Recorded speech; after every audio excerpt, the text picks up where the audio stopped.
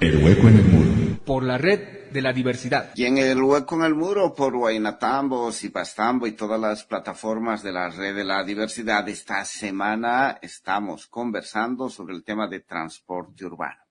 Para conversar sobre ello, a partir de un debate o de muchos debates que se dan en otras latitudes de nuestro país, pero dialogando desde nuestro país, nos vamos a ir a las experiencias europeas. Para ello, estamos con Julián Rodríguez. Él es concejal municipal en una ciudad en Suiza denominada Vilbien, pero también es activista por derechos humanos, derechos culturales en ese país, así como militante de los bloques de izquierda, debatiendo temas urbanos, la configuración de las ciudades y en esos temas el tema del transporte también. Qué gusto tenerte, Julián, aquí en Guaynatambo, en la red de la diversidad, en el hueco en el muro. Gracias por la invitación, siempre un gusto estar en la radio. Cuéntanos un poco por dónde está el debate en las experiencias europeas, a partir de tus propias experiencias de la ciudad donde tú eres concejal, sobre el tema del transporte en las ciudades. En Europa, claro, mucha más gente tiene un auto privado y muchos de los problemas que existen en Latinoamérica también existen aquí. Claro que, digamos, por ejemplo, en temas de contaminación del aire por tener autos más nuevos, el problema existe un poco menos o hay más infraestructura, pero sobre todo en ciudades tampoco no hay el campo para construir tanta infraestructura como se necesitaría para el montón de gente que quiere entrar al centro de la ciudad en auto. Así que también aquí en los centros de ciudades hay muchas trancaderas, hay demasiados autos. Y esa es la razón por la que durante muchas décadas ha habido una tendencia en Europa a que los centros de las ciudades se vuelvan en lugares donde nadie con mucho dinero quería vivir porque la vida era demasiado insoportable. Eso ha empezado a cambiar un poco porque las ciudades han decidido que eso ya no va y que hay que liberar los centros de las ciudades de los autos privados. Y eso es lo que ha estado pasando en la mayoría de las ciudades en Europa ahora en las últimas décadas y eso está aliviando mucho la situación. Y eso ha recolocado otra vez los debates de quiénes tienen que entrar a los centros, quiénes entran a las ciudades, cómo se usa. Y hay ciudades que privilegian el uso del transporte privado. Por ejemplo, en el caso boliviano, en la ciudad de Tarija, para citar un ejemplo, y así podríamos ir por varias otras ciudades, la ciudad de Sucre también, la plaza principal o su alrededor inmediato está prohibido el ingreso de transporte público, pero sí el transporte privado puede ingresar a las plazas llamadas principales o centrales, manteniendo esta suerte de lógica colonial jerarquizada. En el caso de Europa, también hay un debate sobre quiénes deben ingresar a la ciudad o a esos centros neurálgicos, los privados, el transporte público, ese transporte de uso necesario que no necesariamente es público en términos de transportar personas, inclusive servicios que pueden ser privados, pero que ejercen un servicio público a través del transporte de las personas. Cuéntanos un poco este debate. Cuando la gente más afluente se fue de los centros de ciudades y se basó en los alrededores de las ciudades, eso también fue porque en los alrededores de las ciudades hay el campo para construir más calles, más autopistas y eso permite moverse en auto privado, mientras que en el centro de la ciudad ya no había ese campo. Ahora, lo que en Europa pasa es más de lo contrario. Aquí hay muchas más zonas donde solamente el transporte público puede entrar y el transporte privado está prohibido. Hay también modelos, por ejemplo, aquí en mi ciudad, si gente que viene de las afueras quiere entrar al centro de la ciudad, también puede dejar su auto en un parqueo, estacionamiento público al borde de la ciudad y al estacionar el auto te dan un ticket para medir el tiempo que estás estacionando ahí, para cobrarte al final, y ese ticket te permite usar el transporte público gratuitamente, para que justamente la gente no entre al centro de la ciudad con su auto, sino deje su auto al borde de la ciudad y entre en un transporte público hasta el centro para que no haya tantos autos en el centro. Este impulso básico de incentivar, vamos a decirlo así, el transporte público por encima del privado en el espacio urbano. Cerca de un centenar de ciudades en el planeta que tienen eso que se llama tarifa cero o gratuidad en el transporte público para fomentar en la población el viaje justamente en transporte público, evitando el uso del transporte privado. Y sin embargo, los datos que te pido nos compartas parecen dar como indicio de que, a pesar de eso, en países como los europeos, donde el volumen de tenencia de autos promedio per cápita por persona es muchísimo más alto, ¿no? Triplica en algunos datos respecto a países de América Latina, y frente a Bolivia los datos más o menos quintuplica el volumen de autos por persona existentes en Europa a los que existen en Bolivia. A pesar de eso, la gente opta mucho por el transporte privado. Cuéntanos un poco esta complejidad, pensando también en el desplazamiento en términos del trabajo, no solo del ocio de fin de semana, sino en ese uso diario en función de el trabajo, justamente. Claro, o sea, de eso también seguramente tiene mucho que ver con las capacidades económicas, porque un auto nuevo aquí cuesta un par de salarios mínimos mensuales, o sea, no es nada tan caro en comparación con los sueldos como allá.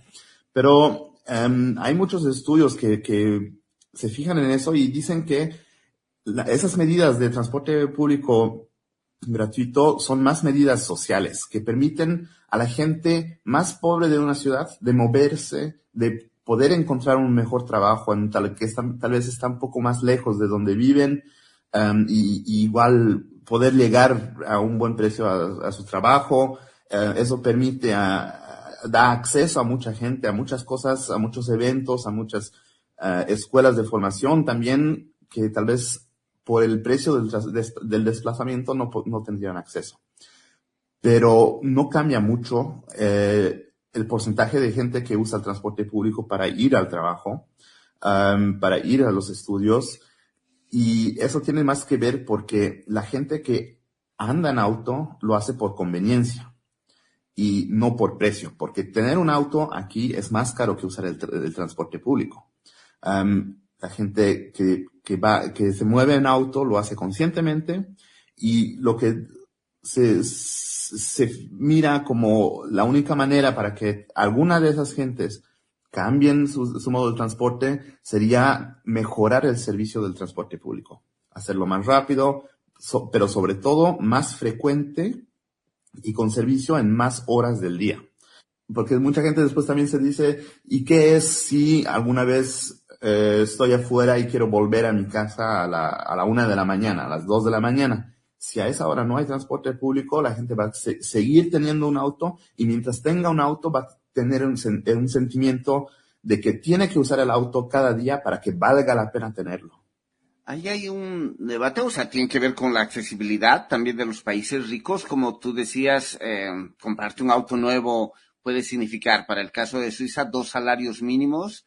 La suma de 2 salarios me da para comprarme un auto, lo que en otros países como el nuestro significaría años de ahorro para la gente, y un nivel de comodidad. Y decías que mecanismos como compensatorios, como ese de dejar mi auto en un estacionamiento y que mi ticket para luego pagar el estacionamiento me permita viajar en transporte público gratuitamente, o los sistemas de tarifa cero que se han implementado en varias ciudades, generan una política de inclusión, que significa que los sectores más excluidos pueden desplazarse en mejores condiciones en transporte público y a más distancia, sin que eso les signifique un presupuesto mayor, porque se suele penalizar en los sistemas de transporte a los más pobres, que son expulsados de las ciudades a vivir en lugares más precarios, más alejados, pero también con menos servicio público de transporte, y tienen que aumentar los costos. Pensemos en el caso del Alto, por ejemplo, en Bolivia. Este sistema de trameaje penaliza a la gente que vive más lejos, que en general suele ser la más pobre porque busca vivienda más barata en sectores más lejanos de los núcleos centrales de la ciudad, y tiene que tomar 2 o 3 transportes para llegar a su trabajo, lo que le penaliza. Eso, para poner un ejemplo, fue una de las provocaciones más potentes para ese movimiento por la tarifa cero en Sao Paulo, en Brasil, donde fue una de las ciudades más importantes en esta lucha, con un movimiento en torno a los costos de transporte y las horas de viaje que le significaba a los sectores más pobres para desplazarse a su puesto de trabajo. Pero nos dices, a pesar de esto, que es una política que privilegia el acceso, democratiza un poco el acceso, no cambian los hábitos de los sectores con mayores recursos económicos y mantienen y sostienen el uso de su auto privado por un sistema de comodidad. Eso nos lleva no solo al acceso y a la democracia, sino a la calidad del servicio público. Y decías, por ejemplo, uno de los elementos es la frecuencia. Para poner un ejemplo, recordaba otra vez el caso de Sao Paulo, que me parece ahorita un ejemplo, donde el fin de semana hay pase cero, es decir, no se paga, es gratuito en fin de semana el transporte público en Sao Paulo. Eso ha generado que muchos sectores populares puedan ir a pasear a la ciudad, salir a parques que antes no lo podían hacer. Imagínense una familia de 5, 6, 7 personas, solo los costos de transporte podían hacer eso, pero la calidad, se dice, en fin de semana es terrible.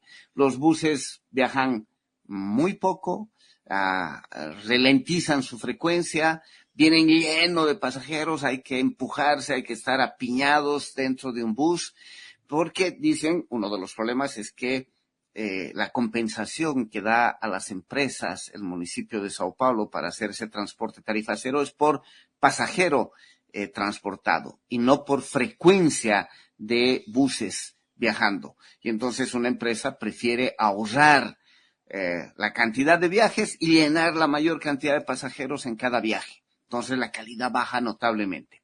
Eso ha colocado debates también en Europa de otro tipo. Por ejemplo, el uso de buses, el uso del tranvía, que en el caso boliviano también a principios del siglo XX había ciudades con tranvía, luego desaparecieron.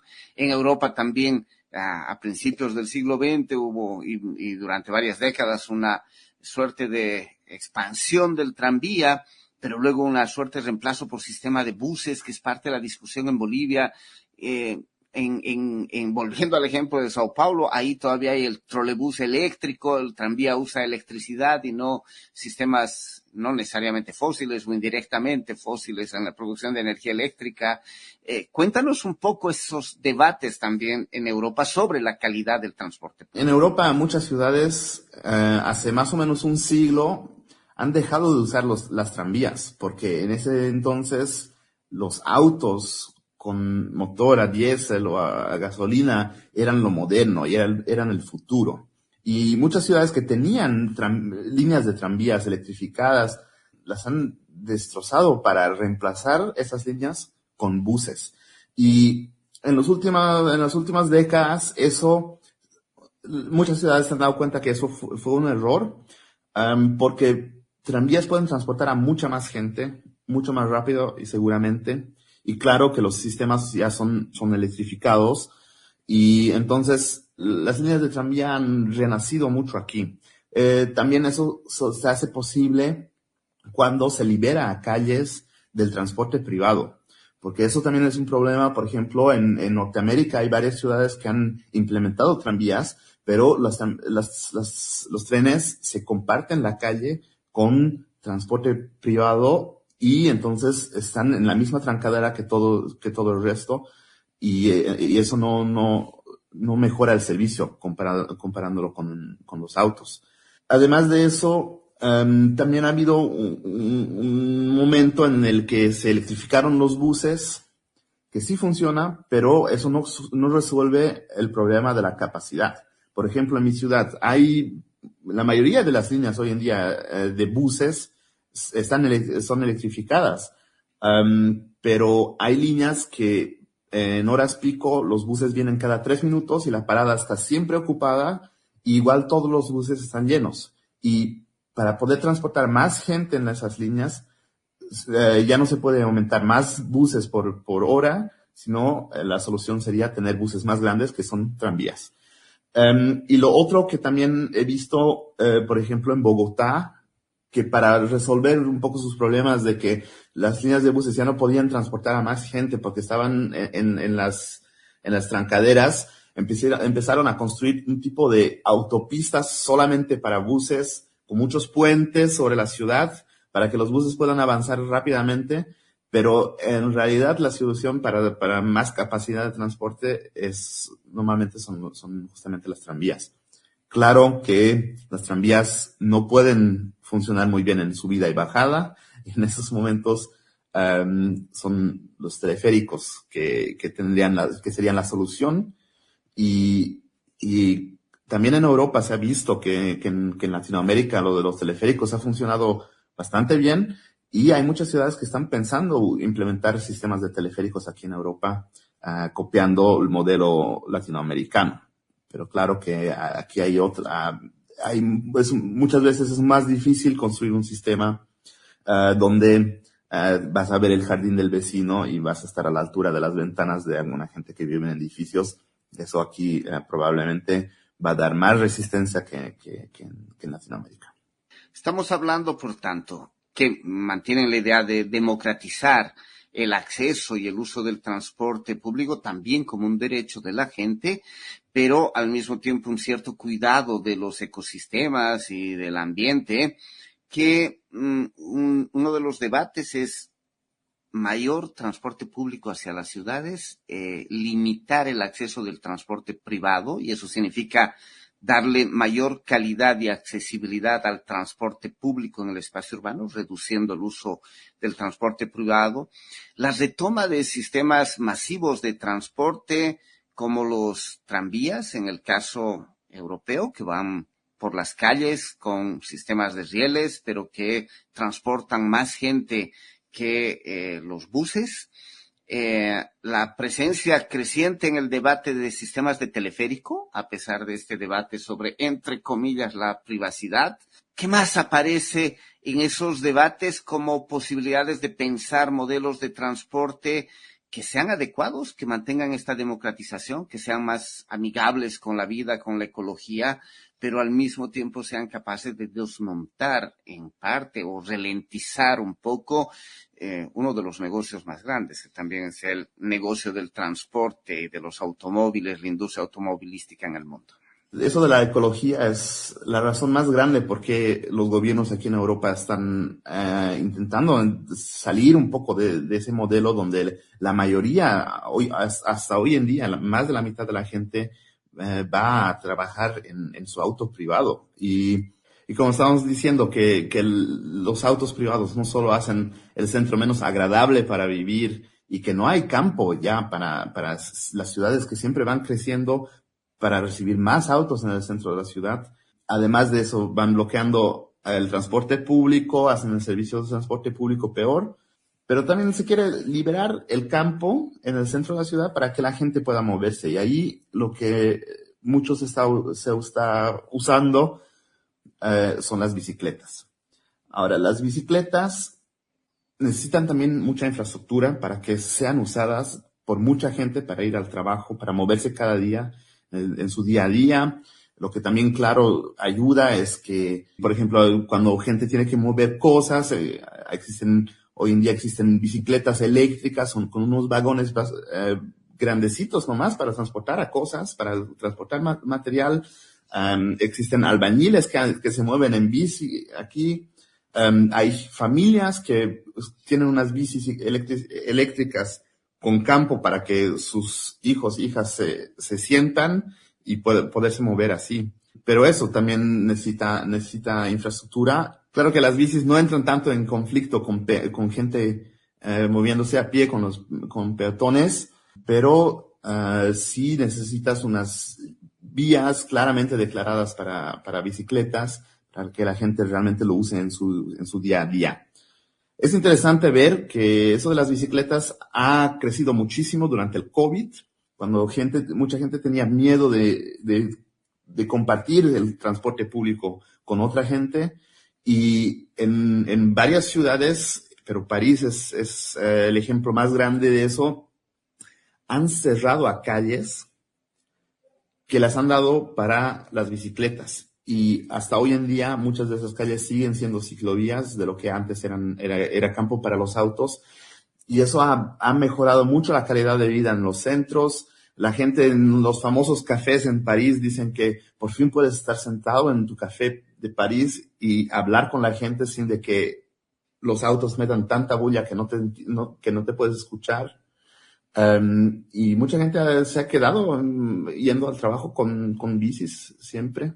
Algo que también es interesante con las bicicletas son los inviernos europeos, que claro, sabe nevar, sabe hacer mucho frío, y lo que es interesante es que eso no es el factor decisivo si la gente va a trabajar en bicicleta o no. Hay muchos países escandinavios, o sobre todo Holanda, que es los Países Bajos, que son el país donde el mayor porcentaje de su población va a trabajar en bicicleta. Son lugares muy fríos donde el suelo se sabe congelar en las noches, donde sabe nevar mucho, y la gente igual también en invierno se mueve en bicicleta. Y lo que se ha aprendido de esos países es que no es la lluvia, no es el clima que define si la gente va a trabajar en bicicleta o en transporte público, muchas veces es la otra opción, sino es más bien si las calles de bicicletas, las ciclovías funcionan bien, si cuando nieva rápidamente la alcaldía va a retirar la nieve para que puedas avanzar bien en tu bicicleta, y al final la gente se puede abrigar y acostumbrarse a moverse en bicicleta también cuando hace frío. Tú decías que donde empieza a haber algún conflicto entre el sistema de bicicletas, que parece de inicio pues mucho más ecológico para empezar, un mecanismo que puede achicar estos embotellamientos urbanos y genera más bajo costo en términos de transporte, necesita un nivel de infraestructura, garantizar ciclovías, garantizar espacios. En Bolivia es impresionante cómo ciudades que serían para andar en bicicleta, ciudades pequeñas y relativamente planas como Tarija, o ciudades más extensas pero bastante planas como Cochabamba o Santa Cruz, son ciudades adecuadas para la bicicleta. La bicicleta ha sido retirando del uso cotidiano porque se ha vuelto peligrosísimo ir en bicicleta, porque el transporte de autos no respeta el camino de las bicicletas y se convierte también en una suerte de complicación en la convivencia con el sistema de peatones. Tú decías, en general no genera demasiado conflicto, pero empieza a generar una cierta tensión entre quien camina y quien va en bicicleta cuando el transporte en la bicicleta es muy masivo y cuando se acelera, porque eso produce ya accidentes. Eso que uno convive caminando con las bicicletas no genera mucho peligro, salvo que alguno de esos transportes se acelere demasiado. Eso también está ocurriendo, entiendo, como complicación con el uso de los llamados monopatines eléctricos en Europa, que pueden, muchos de ellos, acelerar bastante, casi como un auto, ¿no? Y eso que aparecía como ciertas alternativas también generan complicaciones. Cuéntanos un poco estas conflictividades, pero también algunos mecanismos de resolución para permitir este uso mayor de la bicicleta. El conflicto más grande que existe es entre las bicicletas y los autos, porque sobre todo en lugares donde la red de ciclovías no es tan buena, las bicicletas tarde o temprano van a tener que compartir una calle con autos, y ese es el momento donde pasan los accidentes graves. En mi ciudad, que es pequeña, cada año por lo menos una persona que anda en bicicleta es atropellada por un auto y muere. Hablando de seguridad, lo más importante es de tener ciclovías separadas de las calles para los autos. Eso es lo primero.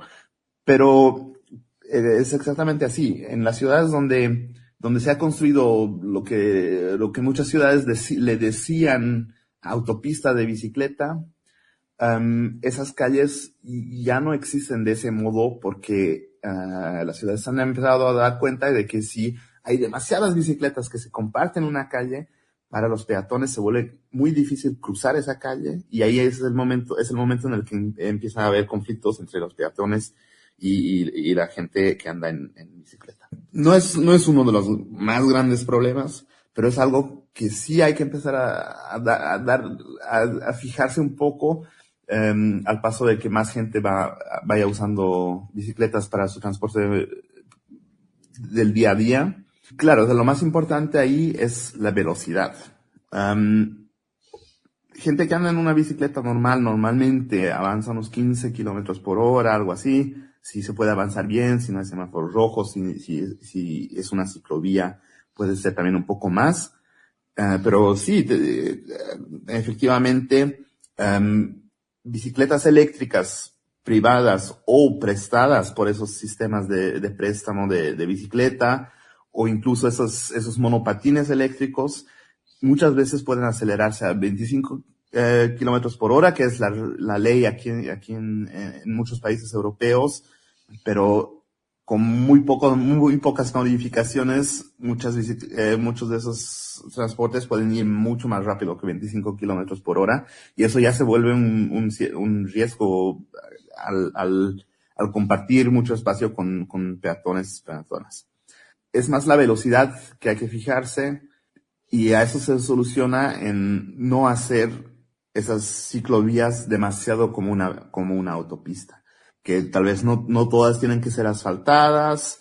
Los sistemas de préstamo, eso es un tema que siempre vuelve aquí también. Hace unos pocos meses aquí en el consejo de mi ciudad hemos hablado sobre el contrato del sistema de préstamos de bicicletas y monopatines en mi ciudad.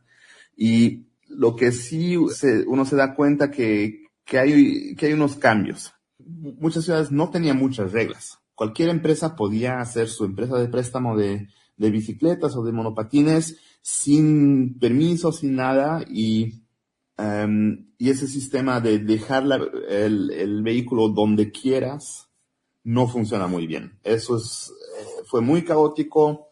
En muchas ciudades hay ríos o lagos, y muchas bicicletas, muchos monopatines los tiraban en los ríos.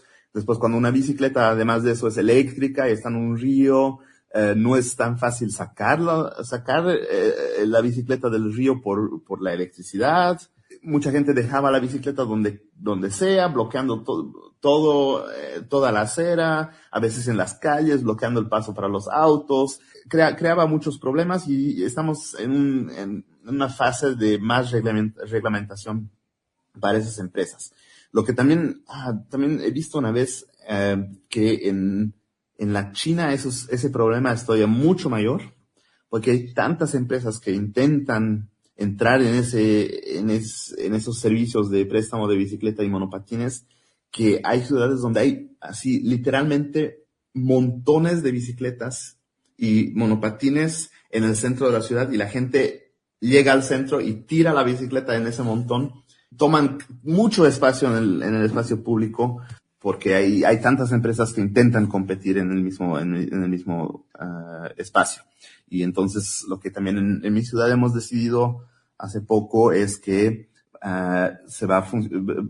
eso del préstamo de bicicletas y monopatines va a funcionar con una concesión que, además de eso, está obligada de tener unos sistemas con GPS para que la velocidad máxima de esos, sobre todo de los monopatines en las zonas peatonales del centro de la ciudad, sea máximo 5 kilómetros por hora. Entonces ahí les estamos obligando a esas empresas de tener unos sistemas técnicos para impedir algunas de las peores cosas con esos sistemas de préstamos, de alquiler de bicis y de monopatines. Y también ahí hay cosas que se puede decir, por ejemplo, que hay zonas en las que no puedes dejar estacionada tu bicicleta, y otras maneras para que no haya tanto conflicto entre esos sistemas y la gente que anda a pie.